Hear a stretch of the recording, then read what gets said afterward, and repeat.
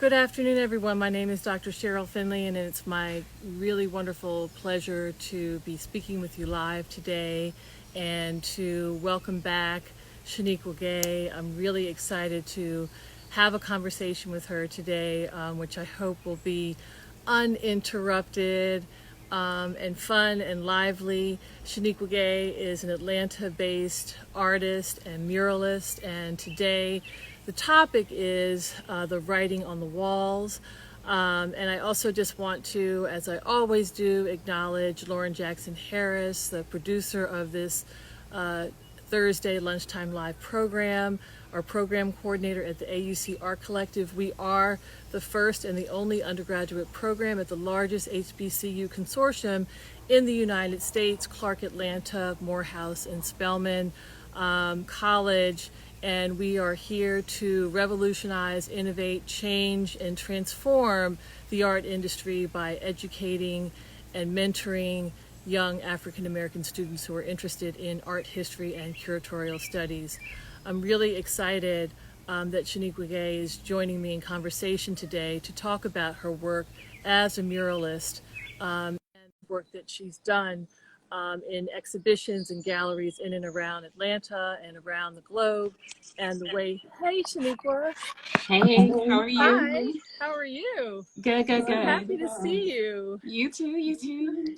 Yay. All right, we're here Yay. live. I feel like we're going to be uninterrupted. We're going to get to talk about your work, and we're going to That's actually get right. to show it too. Yeah. That's right. That's right. Let me preface, I have a band playing in the background. That's all right. So That's okay. hopefully it'll I have a, just sound like great ambiance yes, of course. in the midst of our chatting Right. today.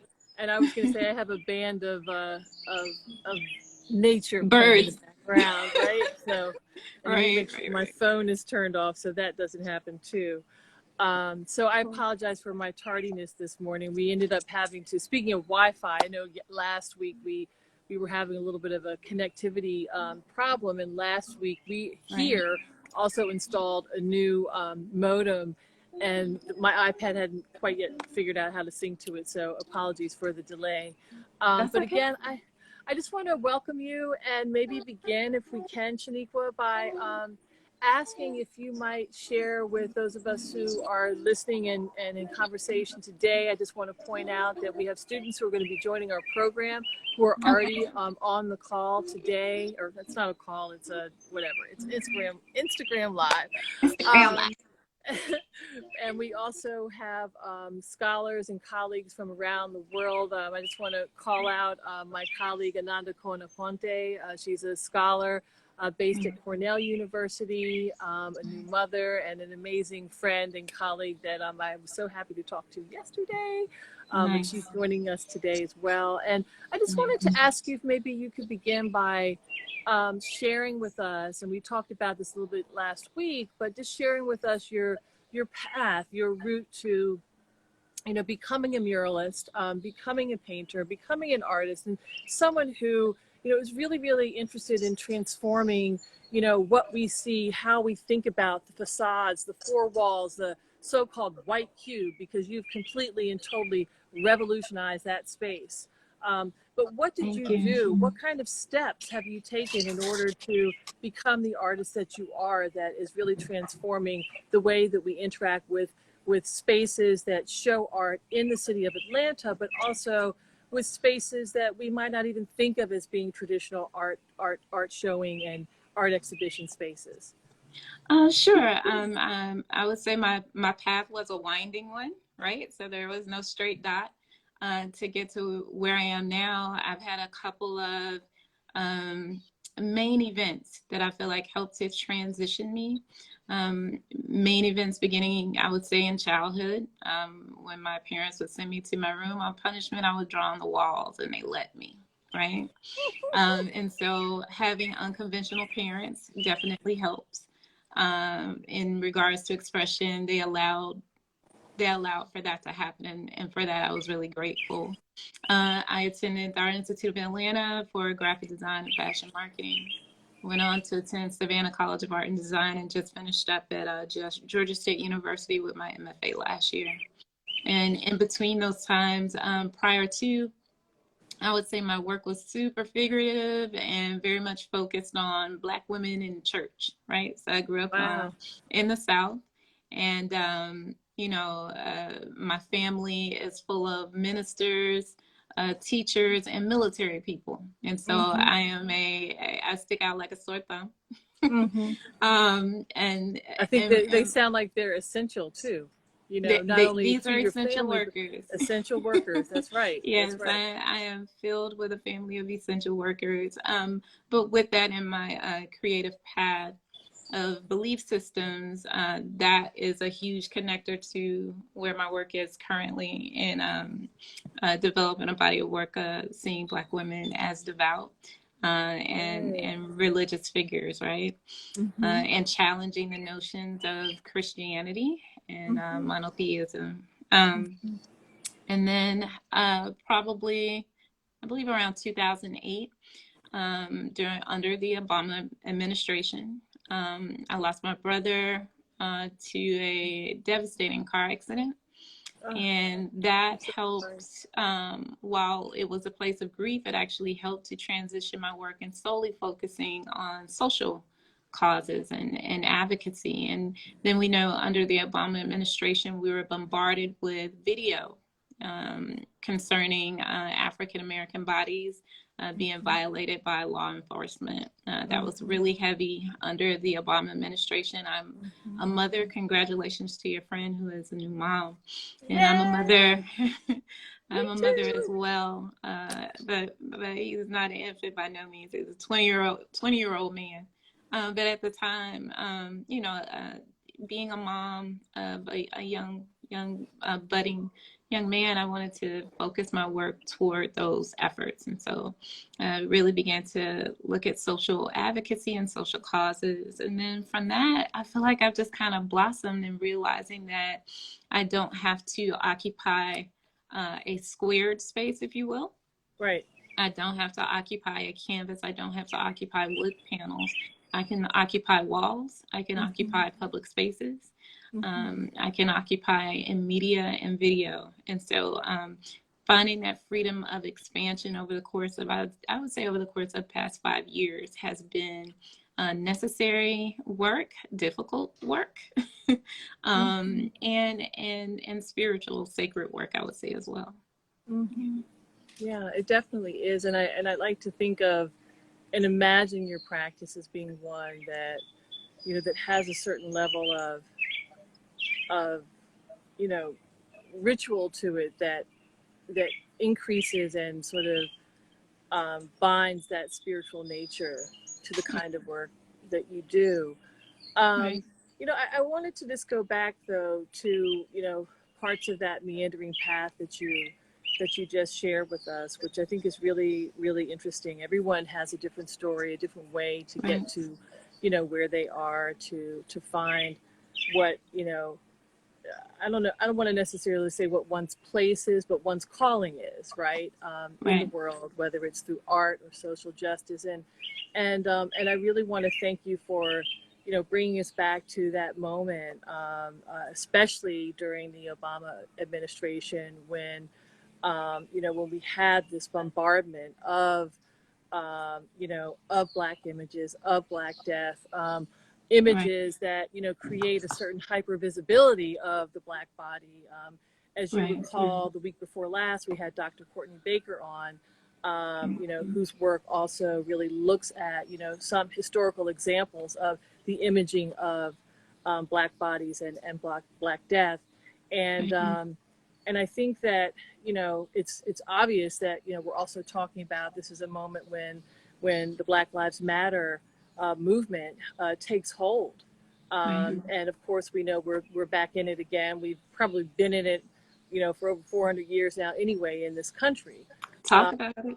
right? And so, I mean, Right, I'm also, just knowing a little bit more about you, that you're a mother, of a young man. My colleague that I mentioned earlier, Ananda Quanaponte, shared with me an article which I had seen Nicole Fleetwood, who I think is on with us today, also share, and at least she's written about it as well. She's the mother of a young man, of a young Black boy, right? Mm-hmm. And this was an article that was written by a woman named Karina Ray, who's a scholar at Brandeis, Mm-hmm. who's also the mother of a young black boy, a 9-year-old Wow. boy who, you know, Wow. when all the protests were happening and when she was about to take him out to a protest, he said, like, one of the questions was, you know, could this be me? Am I next? Could I be targeted by this kind of police violence? Right. You know, just to kind of think about the way in which this moment that we're living in, you know, I don't know, just permeates so many of us personally. Right. You know, so Right. many of us personally, and I was reminded of that when you also shared the tragic loss of your brother and how that Right. has changed the kind of work that you've had a calling to do, that you found the need to make. So Right. so um, and I don't know if you want to have if you have anything to say about that, but I did have another question. But No, go ahead. Go ahead. yeah, okay. So I guess I wanted to ask, like, why, you know, Lauren and I just kind of jumped at a new title from, you know, from last week, writing on the wall. And I'm kind of thinking about, you know, like, ooh, it's the writing on the wall, you know, like, Right. or, you know, just the act of writing on the wall. And you talked about, you know, that when you were, you know, sent to your room, you write on the walls, and, you know, your parents let you do that. You know, Right, they let right. you do it. I was for advocating and resistance at a very young, early age. Right, right. And so, and that they were, you know, that they were unconventional, that they let you, you know, they let you work it out. And so, Right. I mean, I guess I want to ask you, and maybe it's obvious, but, you know, why the walls? Why not, you know, why not be bound by um, a rectangular or square canvas? Why not be bound by something that is three-dimensional? Why not be bound by even a circular canvas or, you know, stretcher or medium onto which you place your work? Why the wall, whether it's interior or exterior? I believe the wall engulfs the viewer. I believe the walls are representational of places we live in, right? This kind of space, taking up space. It's experiential. Mm-hmm. Um, I believe the walls are louder, and I believe the walls are monumental and they have scale. Mm-hmm. And when you're talking about marginalized people, people who are on the fringes, it gives me the opportunity to speak to that public on a larger, wider, louder scale. Mm-hmm. Um, and it creates, for me, a language that everybody can hear, that I can shout from the wall. And not saying that you can't shout from a canvas or a circular space or a three-dimensional space. I believe I attack all things, right? So I Mm-hmm. delve in sculpture, I delve in fabrics and design, but I believe the wall just sounds louder. And I Yeah. know that's weird to say from a visual perspective, but it just sounds louder to me. And as a Black woman, and as Black people in general, right? We do a great job of doing a play on our stereotypes, right? Mm-hmm. The loud, Black, angry woman. I can be a loud, Black, angry woman on somebody's wall, Mm-hmm. right? Right. So taking up as much space as I want. Right. Um, But also, and you kind of, you know, you reference, you know, well, if walls, what is it? If walls could speak or hear, right? You know, right, talking right. about like the sonic dimension That's right. of the work that you do. That's Right. really, really, really powerful. Right. You know, as you shared, and just to have that power to be able to engulf the expanse of a space. But I think I want to kind of like go a little bit deeper and talk about the difference between, you know, interiority and Mm-hmm. spaces that you have, you know, created your work on, walls that we might find inside of spaces like the Atlanta Contemporary Mm-hmm. or spaces like the Hammond's House, Mm-hmm. interior walls, you Mm-hmm. know, versus something that we might see on the exterior. you know. And Right. so often when I think about like when you were sharing about, you know, your youth and your childhood, and you're talking about, well, I got into my room and I had to, you know, and I painted on the walls and I drew on the walls. Then I'm thinking to myself, and somebody sent this image to me. Oh yes, and he's in Atlanta too. This is through Instagram. This image of a subway car Mm. um, in the Bronx, um, you know, from like, let's call it like the late 1970s, early 1980s, when, you know, everybody was writing on the walls, right? And we would Right. call it, you know, graffiti. We might call it, you know, a certain form of a hip hop revolution. Street art. You're Hmm. right. And that kind of, you know, art that actually, you know, it's not stationary. Like when you see that kind of writing, you know, on something like, you know, a subway car in the It has 1970s, mobility. it has Hmm. mobility. And that's Hmm. also what brought, you know, Hmm. hip hop and rap throughout, you know, the five boroughs of Manhattan. Patricia Rose writes about this in her Right. work Black Noise. But, you know, I'm curious for you as an artist and a muralist, and maybe we can look at some work too, because we know we can do that. But the difference for you between what's, you know, what you find inside versus outside. Well, yeah, lived spaces. I'm very much for the kind of homemaker's aesthetic. Mm-hmm. Um, um, you know, speaking to, I think you mentioned doing the work at Hammond's House Museum. You know, I became kind of engulfed in the things that we live with, and the understanding of who we are based upon homemaker spaces. What Mm-hmm. the way that our mothers, grandmothers, aunties designed the home, right? From wallpaper to photos. There's So a difference between growing up with what you would call a black Jesus on the wall and a white Jesus on the wall, right? that's Right? absolutely right. So can I show a couple of images? Sure, sure. And I Yeah. think I know you mentioned Hammond's House. These may be out of order. Actually, no, they won't. I think I can select them. Hold on. Okay. Let me see now. You tell me if I'm in the right place or not. But I think, Yes, yes. all All right. right. All right. All right. Go ahead, Cheryl. Okay. Yeah. Thank you, Lauren. Thank You're you, right, right, Shanequa. right. Yeah, this is actually the first room that you enter. And this was the room called Street Committee.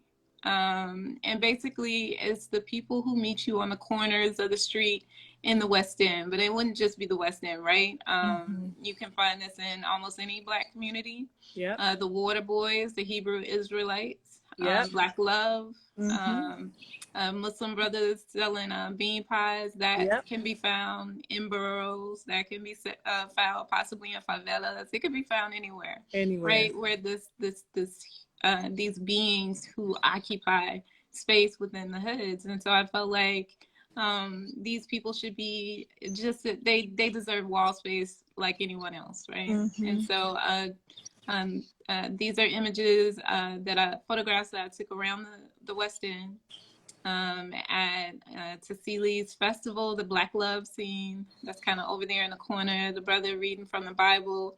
The fellow Hebrew Israelites are my favorite people. And you know, just the brother on the corner selling bean pies who fought Right. me tooth and nail not to take his picture, Uh-uh. but because I, you know, told him what I was doing with it, he was cool with it. Mm-hmm. But right, so honoring their body, honoring their image, because a lot of people were leery of me taking images of them, taking pictures of them, right? Because you Mm-hmm. have people canvassing the neighborhood for gentrification, right? Right. Right? Right. Right? Right? So did And they? so who and Did so the you? question is, who are you? Why are you taking this picture? What do you want? Right? So the black body being used to being invaded in some way, right? Mm-hmm. Being used to taking advantage of, what are you doing with my body? Mm-hmm. Right? Where are you putting this? What is Mm-hmm. this for? Mm-hmm. And you know, while they relaxed after I told them my why, it just made me think about in what ways are they daily being violated in some way without Exactly. permission, images. And then, you know, that's even a whole nother subject about our images being taken without permission. Mm-hmm. How ancestors and tribes believe that you know, you're taking a piece of me, you're taking a part of Spirit. my soul. Yeah, that's Right. right. Right. Right. Mm-hmm. to take my image, to take Mm-hmm. a part of me, take a part of my spirit. But I also think that, I mean, what you point out about what's happening now in the West End and this, Hmm. massive amount of, it's not just the West End of Atlanta, it's all around the All city of over. Atlanta. And I Right. don't know the exact statistics right now, but I think that we're under 60% of the population in the city of Atlanta is now still, a black population. And there's Right. some projections that say by the end of this decade that the number will be well below 50%. Right. Um, so I think that's happening in and around the city, but I do agree with you that, this question of, why do you want to take my photograph? What's the Hmm. purpose that you're using it for? And also the Hmm. way in which, certain kinds of, underground, or, almost unapparent, not so apparent, uh, people are taking photographs in different parts of the city, Right. for different kinds of statistical reasons. And that could be also for you making or disappearing these beautiful people that you've shown, in your exhibition that you've brought to life size on the walls Right.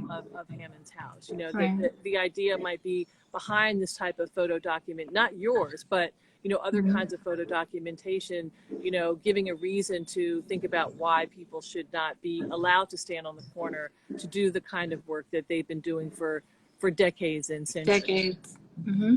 Yeah. Hmm. So can you say Hmm. something about, and we're still talking about this image here. I want to show another one, but I'm afraid I might like make us leave Hammond's house, and I'm not ready to do that yet. But Which I want, one? well, it's the Oh, one, I'm going to just, this one, are we still in Hammond's house? no, No, no, that's yeah. not So I'm trying to Hammond's. figure out where, but I still want to go back to the one that we were on. So let me go back there. So, so can you say something about the colors, and you started to talk about your medium and your process, that you photographed people in the neighborhood, that you were and remain concerned about the changing demographics and gentrification and lack of opportunity, that's created by gentrification in the neighborhood of the West Mhm. End. Can you say Mhm. something about the medium, the beautiful, vibrant colors that you've chosen, and sort of the contrast between those and, this home, which I would say is probably somewhere from around the turn of the 20th century, or maybe, That's right. yeah. That's right. That's right. Um, the color theme, I was really trying to capture, I don't know, weirdly like the spirit. So I'm pulling from, there are flowers all over the West End. There's just color everywhere, and so Mm-hmm. I used the landscape of that town as my color palette, if you will. Mm-hmm. The flowers in the background, those are black-eyed Susans. Nice. Doing my research on black-eyed Susans, they represent justice. Had no idea. And it's also the Maryland state flower. Come on. Oh, no. Okay, sorry. Sorry. From Lest we Silver forget, Spring. lest we Hey. forget. Yeah, yeah, yes it is. But yeah, just trying to capture all of the things that I found while canvassing Mm-hmm. around the West End, and just pulling those and making those into my color palette, and trying Mm-hmm. to make statements, right? About how bold, how big, how bright we are. I Right. think you were speaking about scale, Mm-hmm. that these, in the place of gentrification, kind of pushing people to the back, pushing their histories, pushing their contributions to the back. I felt like with color and scale, I could bring them to the forefront. Yeah. Right. Right. Hmm. So I'm just not sure with what I have. I kind of want to I'm going to go to something that's historic, actually. Okay. It's going to talk about your work as well. I just want to, okay. Right. Okay. Okay. So I'm going to go to the Wall of Respect. How about that? Nice. Yeah. So, and I'm bringing this up, just to kind of give a little bit of, kind of take us back, art historically speaking, Hmm. Black arts movement speaking, social protest speaking, Hmm. mural making speaking, mural movement speaking, to Hmm. Chicago in 1967, when a group of artists and writers, performers, choreographers, poets got together, the Organization of Black American Culture, headed by Jeff Donaldson, who later went on to teach at Howard University, how they got together to begin this, what became a mural movement throughout the city of Chicago, but also it was something that engulfed, I think, many Black communities in and around the United States, especially in the late 1960s and early 1970s. And here, this is just an image of the facade, but you'll note the way that there's a lot of activity in front of this facade. And this was a dilapidated building in a neighborhood that was also itself, under fire in terms of socioeconomic status, and also being one that artists and writers really decided that they wanted to have a way to uplift their neighborhoods by creating something. And this notion of respect is calling out people like, and you'll see, on this right in the center, I don't even know. I wish I could point. Can I point? I don't know how to point. But anyway, the bay window, the green bay window there, I'm pointing Muhammad Ali. Right, Muhammad Ali, right? Right.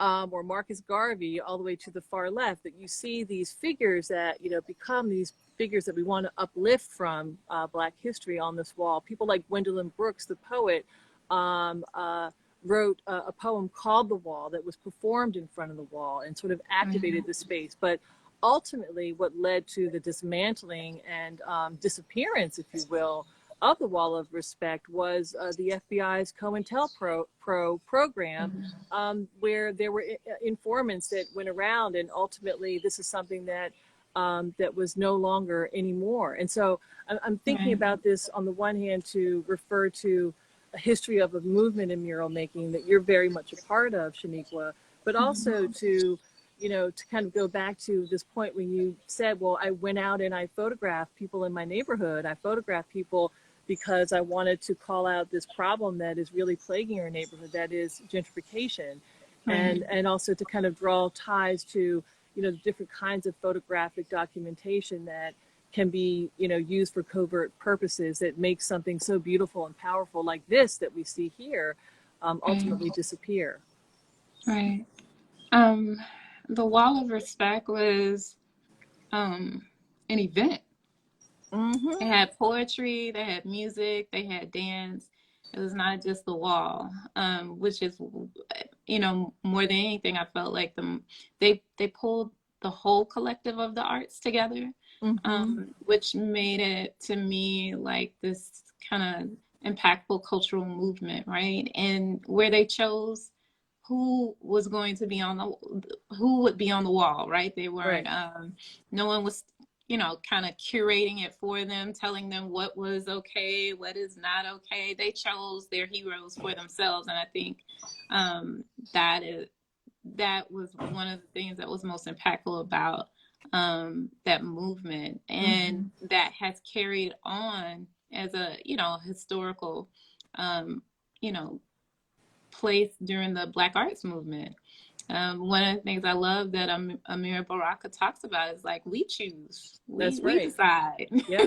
Yeah. And there were collective. We choose for ourselves. You can't ask your oppressor to what may I have, what's good for me. We choose. We're not asking for permission to glorify ourselves. Right. I'm sorry, I didn't mean to cut you off. Oh, no.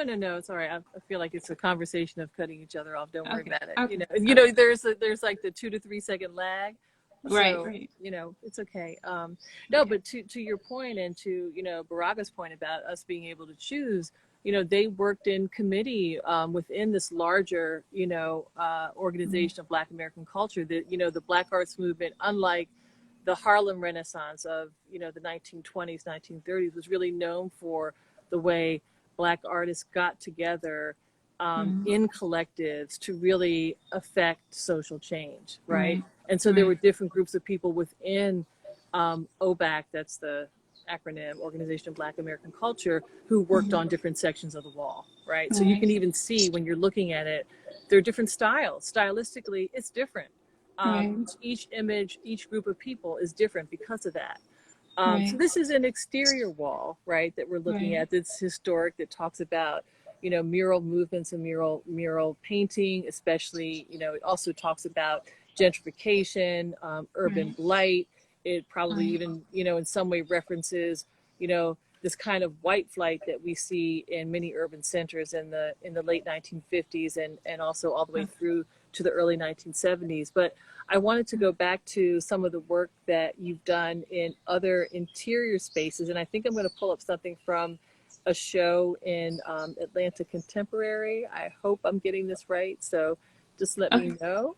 But I'm not. Let's see. Hold on. I think this is it. Right here.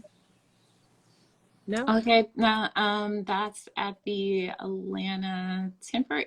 Temporary Art Center. Oh, Temporary Art Center. That's what I meant. Yes, Temporary Art Art Center. Yeah. Yeah, they had that installation. Was that last November, December? Yeah. Where they took up this warehouse space.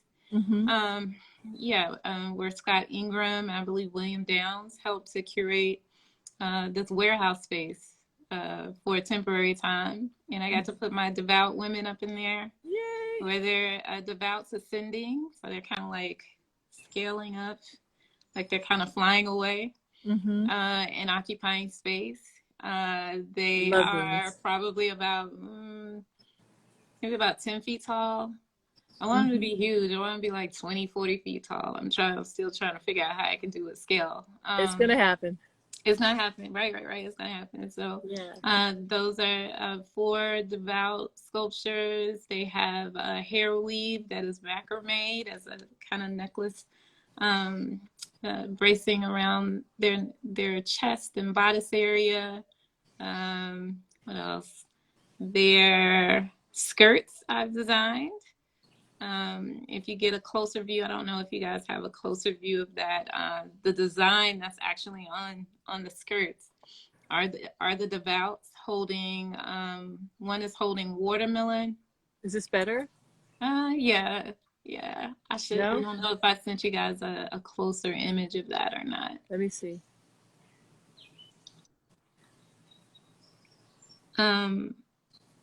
But I'll continue to talk while you're trying to find the image. But in that design is the Charleston Church where Dylan Roof sat and prayed with members of that church and shot and killed them. Atop that church, I've put a semblance of Church's chicken. One thing, right? Black community love us some Church's chicken, but also a representation of sacrifice. And in the hands of the devouts, one is holding watermelon, and the other is holding the head of Dylan Roof. And these are the images that you're talking about. The image of the church, Mother Emanuel, the image of the head of Dylan Roof. I don't even want to say his name, but thank you. And the image of churches, the watermelon. Right. These are all images that you've drawn yourself. I created the design,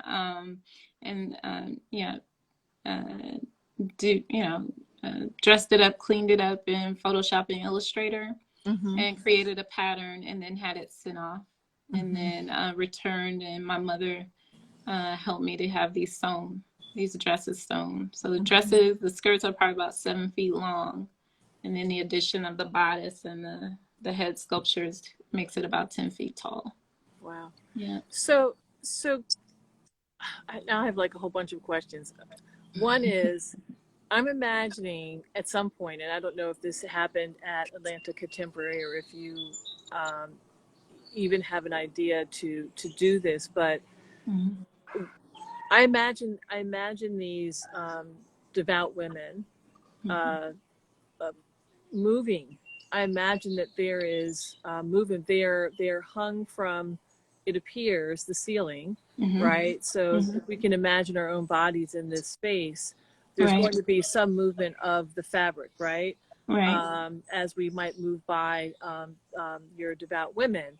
But have you thought about, or was there ever an opportunity for these devout women to be danced, to be, I actually want them live. So I've had 2 failed attempts to get stilt dancers. So it is on my things to do. It is on my things to do for them to move.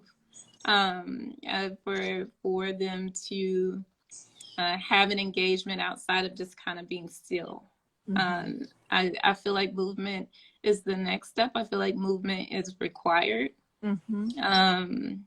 Out, just outside of being able to look up to them, I really want my audience or the viewer, lack of a better word, I kind of want to instill fear. Okay. I'm interested in the fear factor, and also just being overwhelmed. Maybe that's a better word. But I don't know. I like fear too. But I do want you to be overwhelmed by how tall and how big they are, because I feel like those are the feelings that you would have for a deity, right? Be overwhelmed by their presence. And that's the initial intent. So large scale and movement. Yes, ma'am. They are going to move. And so you've also talked about the fabric. You've talked about the work that you've done by hand in order to create the image on the fabric itself. Right. You've talked about working with your mother to make the dresses or the skirts.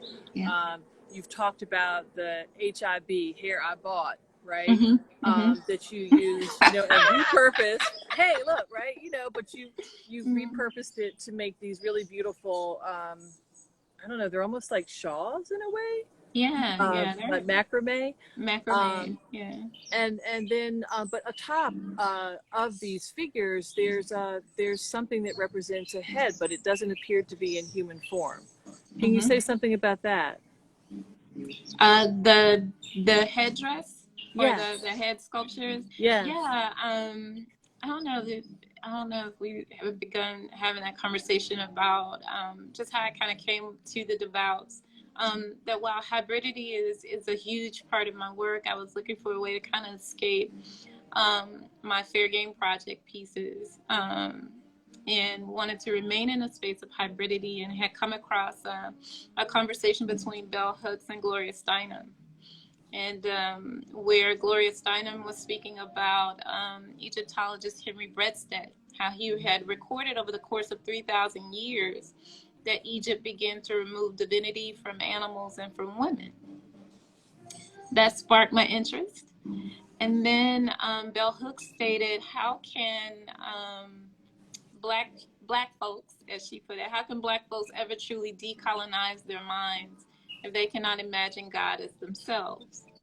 And because I'm interested in religion, belief systems, and as well as the upliftment of Black women, and I'm interested in fantasy, I'm trying to figure out how to create my own kind of Alice in Wonderland, or further the language of the Wiz. Did you say the Wiz?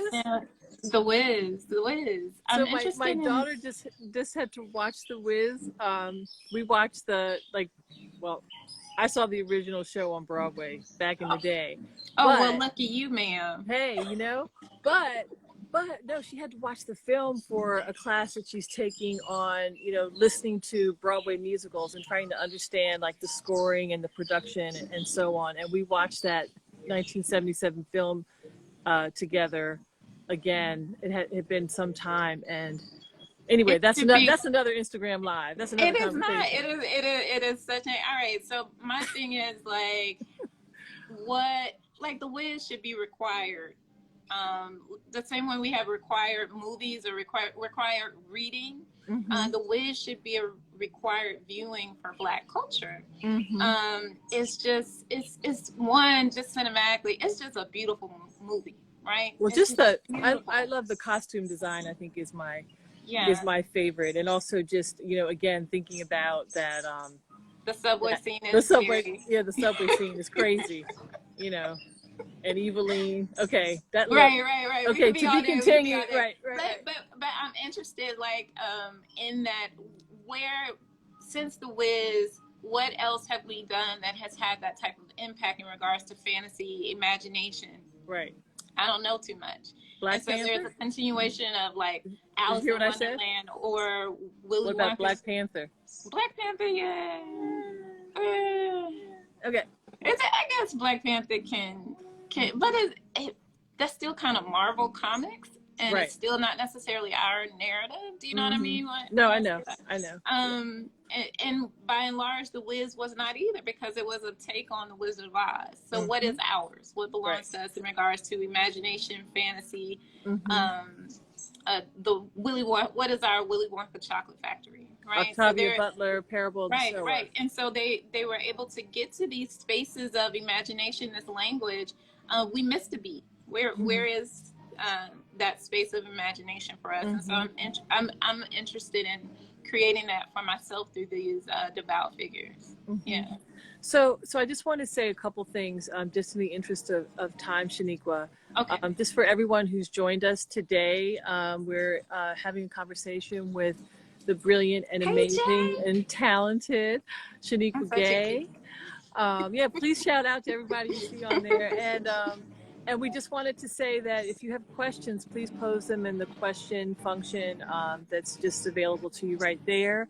And we're talking about her practice. We're talking about, Octavia Butler, yes, sir. Hey, Sun Ra. yeah, no, yeah, totally Sun Ra. That's Right, right. okay. Another IG live. We will talk about Sun Ra and Octavia Butler. Octavia Butler, right. Yeah. So Parable of the Sower. Parable of the Sower. So what I wanted to do is just, again, we're looking at a different image, and we're talking about, your practice and the combination of drawing, of photography, of the use of pattern, sewing. I think that there's an intergenerational sharing of ideas and also certain kinds of artistic practices that you might want to share as well. In terms of working with your mother and others who have worked, with textiles and fabric. Yeah, I actively recruit my family members. So this image that we're looking at, my mother sewed the skirts. I designed them. She sewed them. My cousin helped me to do the mural that's in the background. The floral motif that's in the back, those are images of Sandra Bland, Corinne Gaines, Renisha McBride, and Erica Gardner. While Erica Gardner was not shot and killed by police, I believe she died of heartache and heartbreak for advocating on behalf of her father. And so I believe she needed to be remembered as well. And so was, looking for ways to uplift and build up these women who had lost their lives.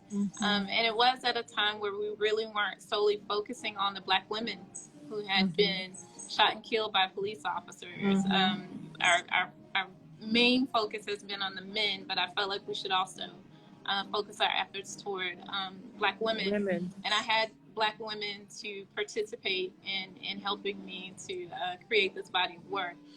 Having my mother, when she created these, my mother is a seamstress. She had not sewn in like 25 years. Wow. Something crazy. Wow. And she took that thing up like it wasn't anything. And so the opportunity to be able to collaborate and make with my mother, I could cry. It meant everything. It really meant everything to me because, I grew up with her telling me she didn't know where I got my creativity from.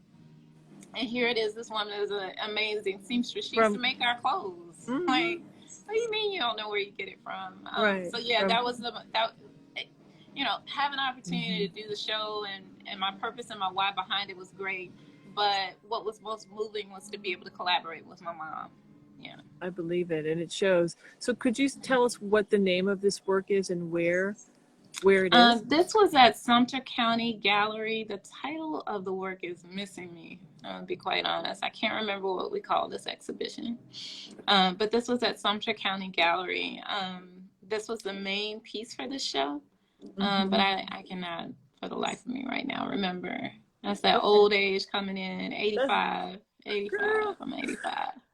Young age. So we have about 15 minutes left, and we have. I know. Can you believe it? Flown by. Isn't it crazy? So I just want to call out. Coco Harris said we've been dying of heartache for centuries. Oh my God. You Oh know, my and God. there have been a Yeah. lot of comments that we've seen go by. I know there's a question waiting, but I want to try to get to a couple more images before we get to some of the questions, so that we can see some more of your work. Um, Okay. and this is just one of the details, right, from Hammond's house. Yes. Yeah. Yes. Yeah. Um, and then the other thing I wanted to talk about was this work here, and your work with, again, using either your own photography or your own hand drawn images on fabric, and the specific type of fabric that this is that you are engaged in, reimagining and redesigning. Mm-hmm. Toile. Toile. Yeah, I love toile. And I don't know if you're gonna be able to show Renee Green. Yeah, I'll go right to it. Renee's toile is definitely an inspiration.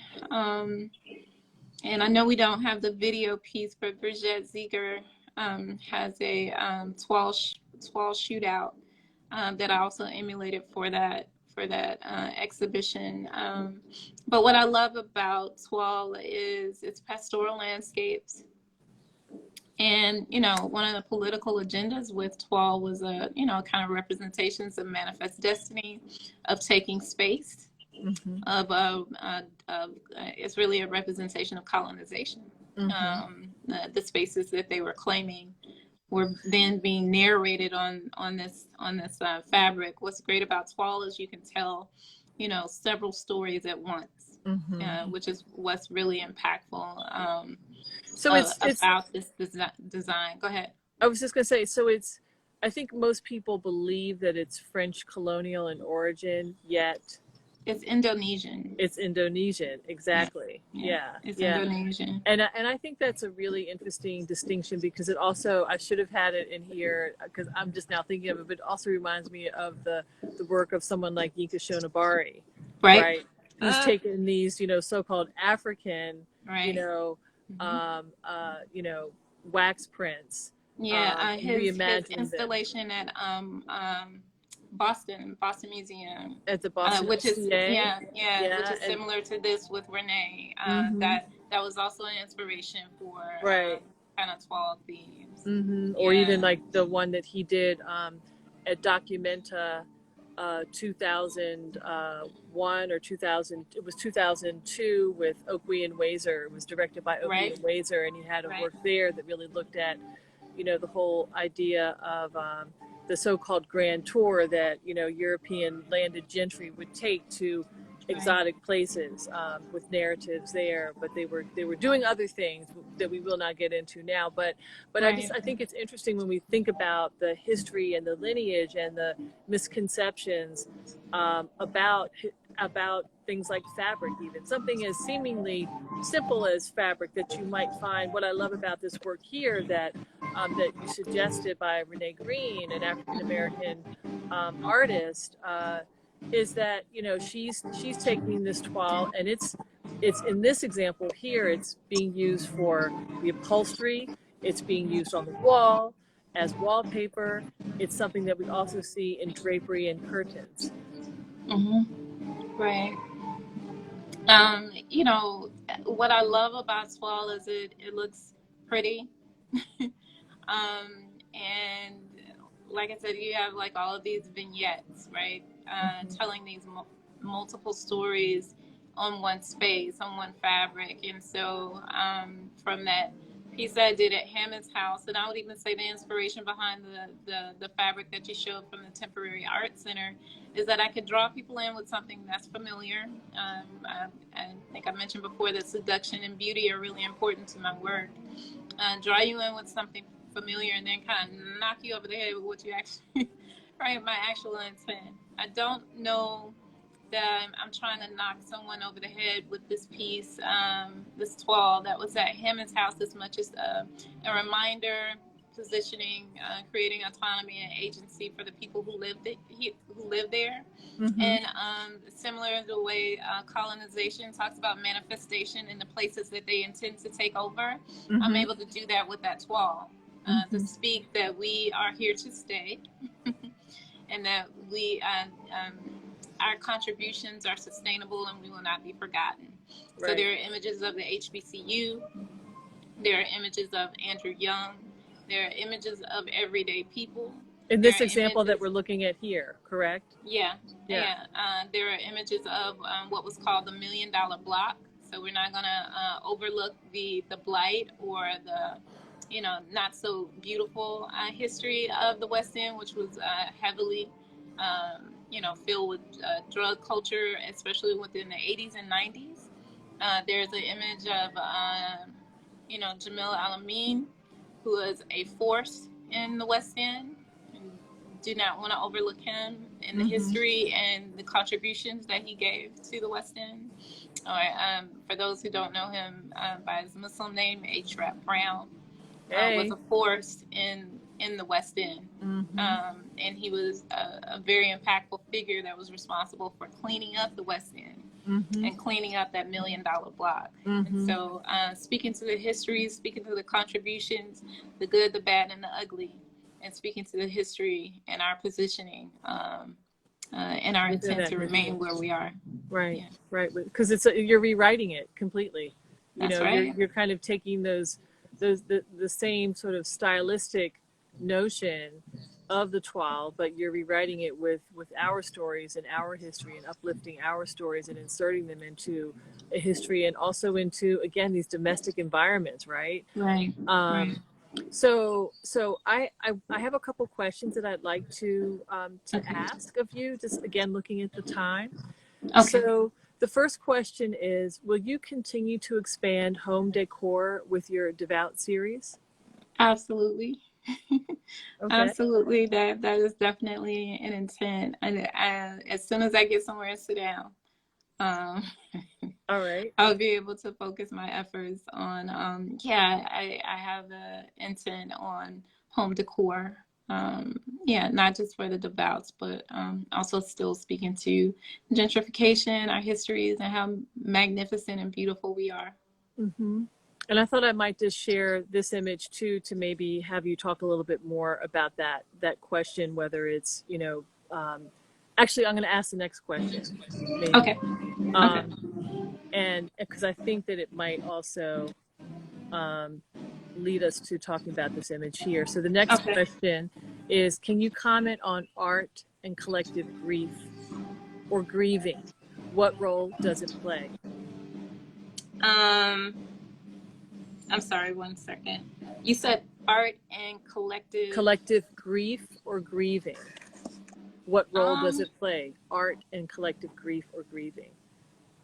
And I don't know if this image might be a way. Well, you know what, this image, I think this image is necessary, right? So I built an altar myself, along with a sister who's an amazing floral designer, Paper Blossoms. I don't know if you're in here, ma'am.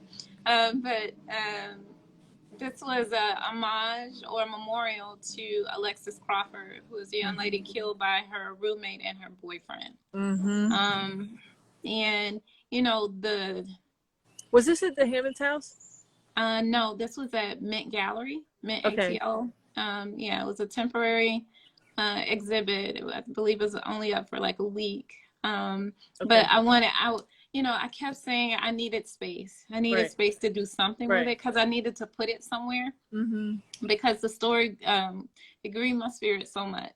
If you're a living human being and you live for some time, you know what betrayal feels like, right? That's a part of the human experience. Right. But this is a betrayal that, you know, the young lady lost her life. Sister lost her life because she entrusted, you know, her livelihood, you know, her life to her roommate. And it was just, I can't think anything colder. And it just broke me. I did not expect for them to find the girl dead. Yeah. And so it just broke my heart. I really mourned over that for a while. And so I needed to put it somewhere. And so once I was able to, you know, the space was offered to me to do something, that was the first thing I wanted, you know, I wanted to pay homage and tribute to this young lady, because it hurt me so bad. Yeah. And so it's beautiful and powerful. We do collective grief through murals, right? There are images of Ahmaud Arbery. There are images of George Floyd, of Breonna Taylor, of Rashard Brooks. These four who have passed probably over the past 3 months or so. Yeah, we grieve collectively together through art. You know, the flowers and the candles, those are altars that we bring to the spaces where these people have died. That is art, whether we see it as that or not, because it is, you know, a sacred space, and it creates healing for all of us. That is also a form of art. Yeah, I believe we collectively grieve in these spaces because it, you know, it definitely brings about healing for us. Thank you so much, Shanequa, and thank you so much for not just answering that question, but sharing your hour with us today for I talking cannot about believe your this work. hour just that flew Well, by. we've got like I wouldn't say we've got like between 2 and 5 minutes, depending Okay. on Okay. what this clock ticking says. But it just Okay. this particular memorial altar also reminds me of the work of Dr. Leslie King Hammond, who's an artist and had Right. been for many, many years. And I mean, she's still affiliated with Micah in Baltimore.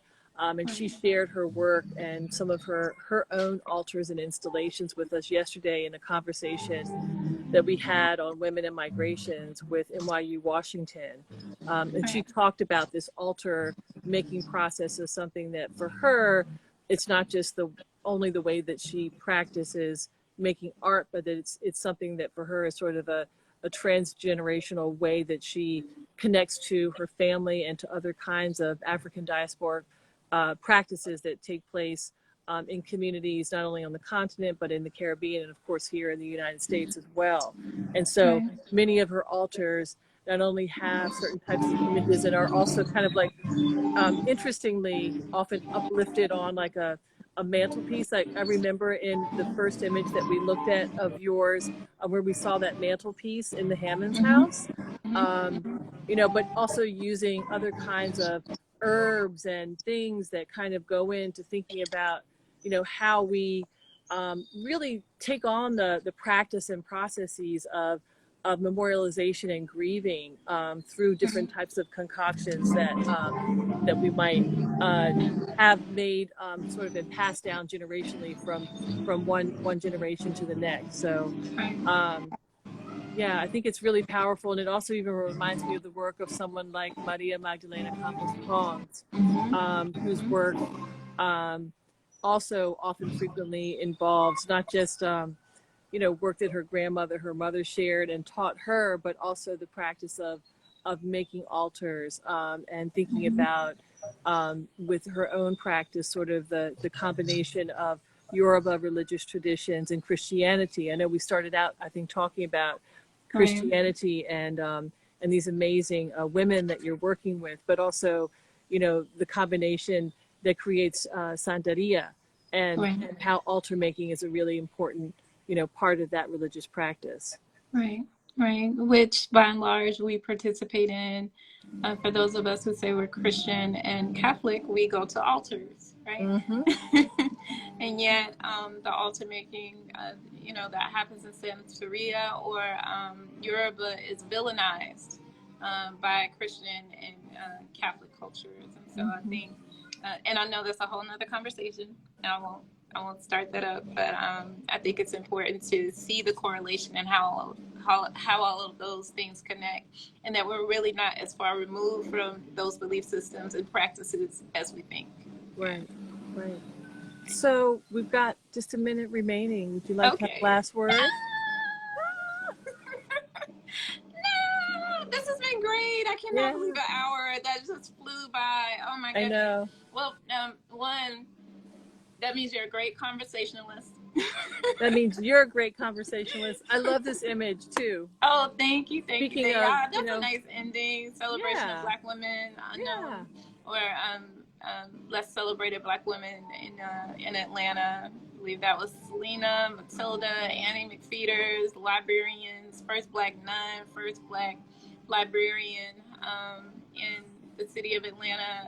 One of those ladies helped to ground the the movement for housing workers, Wow. and pensions for housing workers. I mean, it's just I made 4 boss Black women, you know, that were based here in Georgia that I knew nothing about. And I'm Mm-hmm. grateful for the Auburn Avenue Research Library. They let me come and do a lot of research there, to We've got 10 seconds. Is it find and still, discover these women. No. is it still somewhere that we can see this Yes, mural?